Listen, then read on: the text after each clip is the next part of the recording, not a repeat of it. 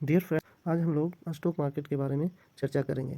उस चर्चा में ये शामिल हम लोग करेंगे कि अगर हम स्टॉक मार्केट में न्यू हैं तो मुझे किन बातों को ध्यान रखनी चाहिए और कहाँ पर हम लोगों को किस स्टॉक में या कौन से इंडेक्स पर मुझे पैसा लगानी चाहिए, इसके बारे में हम लोग चर्चा करेंगे।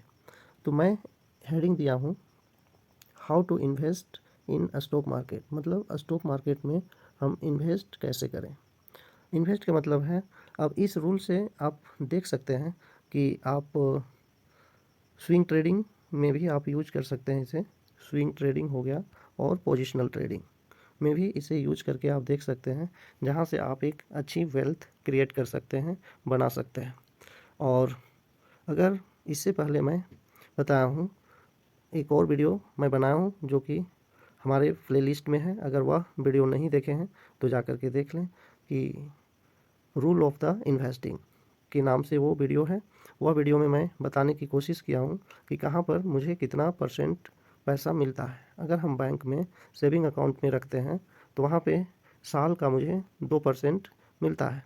अब 2% मिलने की बात है, तो अगर हमें 2% मिलता है साल में तो मेरी कितनी नुकसान है।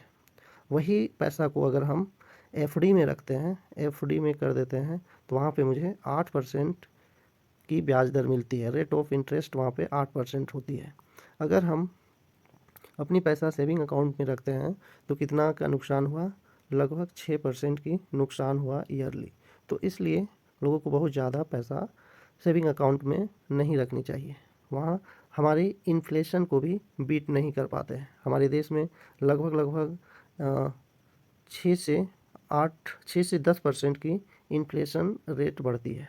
तो इससे कहीं भी हम पैसा इन्वेस्ट करें या रखें तो वहाँ से हमारी पैसा ज़्यादा आनी चाहिए इंटरेस्ट में, नहीं तो हमारी पैसा की जो वैल्यू है वो गिरता चला जाएगा। तो मिनिमम देखा गया है कि स्टॉक मार्केट में अगर सेफेस्ट स्टॉक में लगाते हैं तो मिनिमम आपको 12% से ज़्यादा ही इंटरेस्ट मिलता है।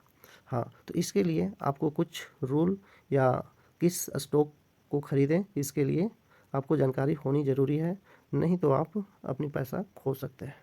इसलिए मैं यहाँ पे कुछ रूल आउट किया हूँ और इसे आप यूज करके देख सकते हैं, जिससे अपनी वेल्थ को क्रिएट कर सकें। तो डियर फ्रेंड्स, अब हम लोग यहाँ कुछ चर्चा करते हैं कि कहाँ पर हम लोग अपना पैसा इन्वेस्ट करें।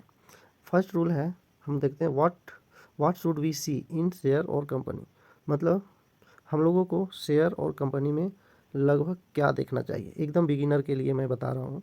अगर जो प्रो ट्रेडर है या प्रो इन्वेस्टर है तो उनके लिए तो बैलेंस शीट होता है, कंपनी की बैलेंस शीट को एनालिसिस किया जाता है, तब जा कर के इन्वेस्टर उसमें इन्वेस्ट करता है। लेकिन अगर हम जीरो हैं, शेयर मार्केट में जीरो हैं, कुछ भी नहीं जानते हैं, तो मार्केट में ये चीज़ भी जान करके आप पैसा लगा सकते हैं और पैसा को अपना इंक्रीमेंट कर सकते हैं, बढ़ा सकते हैं, अपनी वेल्थ को क्रिएट कर सकते हैं।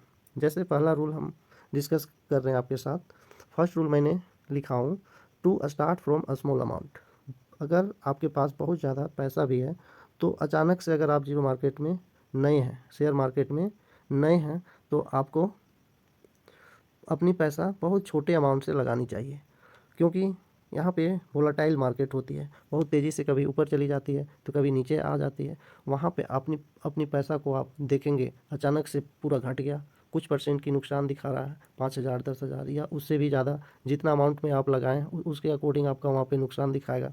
तो इससे क्या होगा, आपको डर होगा और डर के मारे आप बेच देंगे तो आपकी नुकसान हो जाएगी। और शेयर मार्केट में उसी को फ़ायदा होता है जो क्या करता है, लॉन्ग टाइम बने रहते हैं। मिनिमम 5 से 6 साल की व्यू रखें, 3 ईयर की व्यू रखें। और अगर आप ये नहीं रख सकते हैं तो इसके लिए आप पोजिशनल ट्रेडिंग का यूज कर सकते हैं या स्विंग ट्रेडिंग में आप कर सकते हैं। जैसे मैंने आपके साथ पहला रूल डिस्कस किया कि आपको छोटे अमाउंट से आनी चाहिए। छोटे अमाउंट से आने का मतलब ये होता है कि आप देखेंगे कि मार्केट कैसे वर्क करती है, साल में कितना इंटरेस्ट आपको मिल रहा है, इन्फ्लेशन को आप बीट कर पा रहे हैं कि नहीं पा रहे हैं, ये सारी कुछ जानकारी आपको यहाँ से मिल जाएगी। जब तक आप कम से कम 1-2 साल तक मार्केट को एनालिसिस नहीं करते हैं तब तक आपको डर लगेगा। तो फर्स्ट रूल हम देखें कि to start from a small amount, छोटे अमाउंट से हमको स्टार्ट करनी चाहिए। दूसरी चीज़ है पैसा को इन बिगिनिंग, शुरू में ओनली इन्वेस्ट और परचेज 52 हाई लो स्टॉक। अगर आप न्यू हैं तो ये तो आपको पता ही नहीं है कि 52 वीक हाई और लो क्या होता है। 52 हाई और लो यह होता है कि मार्केट जिस भी स्टॉक की में आप इंटरेस्टेड हैं लगाना, तो उस स्टॉक की प्राइस एक साल में कितना ऊपर गया है और कितना नीचे गया है, तो उसको आपको समझने उसी स्टॉक में आपको 52 हाई वाले में आपको पैसा इन्वेस्ट करना है। अब वहाँ पे 52 वाले में देखना है तो वो स्ट्रॉन्ग होता है, वो मजबूत कंपनी होती है, बड़ी कंपनी।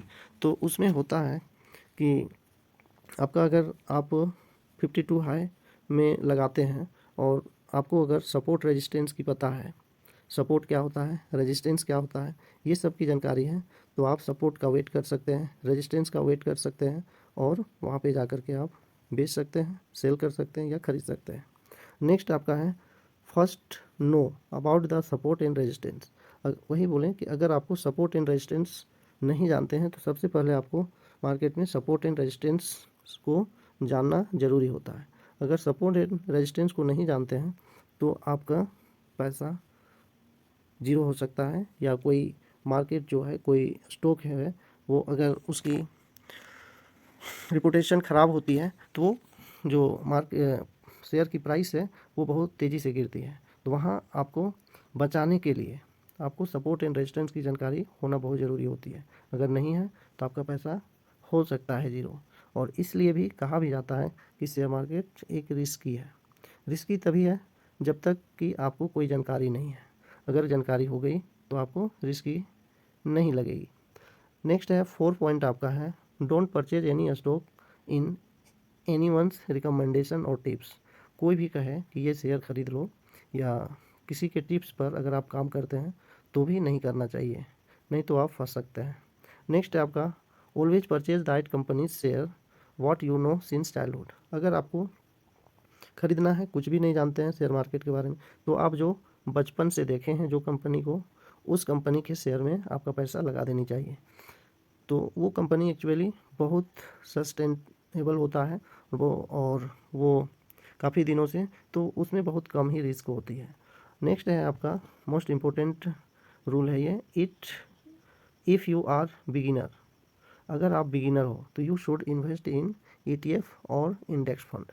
अब यहाँ पे बात आती है कि ETF क्या होता है। ETF क्या होता है? ETF का फुल फॉर्म है आपका एक्सचेंज ट्रेडिंग फंड। मतलब ये शेयर जैसे ही ये इसका भी प्राइस ऊपर होता है, ऊपर नीचे होता रहता है, लेकिन शेयर इतना इसका जो वोलाटिलिटी है वो नहीं होता है, उससे कम होता है। और जितना हमारी देश की इंडेक्स बढ़ेंगे, जैसे कि इंडेक्स हमारा यहाँ पे, जैसे हम निफ्टी का इंडेक्स को फॉलो करते हैं, निफ्टी 50, तो उसमें आपका 50 कंपनी का बास्केट है, 50 कंपनी का बास्केट है। उस बास्केट में आप अगर ETF में डालते हैं तो अगर मान लीजिए आप 500 पर मंथ डालते हैं ETF में, तो 500 आपको 50 कंपनी में चली जाती है। और ये सबसे टॉप 50 कंपनी है, हमारे देश की सबसे टॉप 50 कंपनी है। अगर ये 50 कंपनी में कोई भी कंपनी अपना ख़राब प्रदर्शन करती है तो उसको निकाल देती है इंडेक्स। उसके बाद उसके जगह में जो अच्छी परफॉर्मेंस कर रही है उस कंपनी को वहाँ पे इंसर्ट किया जाता है, डाल दिया जाता है। तो यह एक तरह से बहुत अच्छी स्ट्रेटजी है और यहाँ आपका पैसा कभी भी जीरो नहीं हो सकता है। और दूसरी है इंडेक्स। इंडेक्स का मतलब है जैसे हमारे देश में निफ्टी 50 इंडेक्स है, सेंसेक्स है, मिड कैप इंडेक्स है, स्मॉल कैप इंडेक्स है। तो ये सब इंडेक्स में आप पैसा डाल सकते हैं जिसमें कोई बहुत ज़्यादा रिस्की नहीं होता है। हमारी जो इंडेक्स है जितना ग्रो करेंगे उतना आपका पैसा भी ग्रो होगा। और ईयरली आप मान के चलिए कम से कम मिनिमम आपका 12% का रिटर्न देती ही देती है। मतलब हम इन्फ्लेशन को लगभग बीट कर सकते हैं। तो डियर फ्रेंड्स, अगर आपको अच्छा लगा हो यह वीडियो और इन्फॉर्मेटिव लगा हो तो हमारे चैनल को सब्सक्राइब करें और इस वीडियो को लाइक कर दें और अपने दोस्तों तक शेयर करें। Thank you for watching this video. हाँ, मेरी तरफ से कोई भी रिकमेंडेशन नहीं है कि ये शेयर खरीदें, अपनी सूझबूझ के साथ ही किसी भी स्टॉक में अपना इन्वेस्ट करें।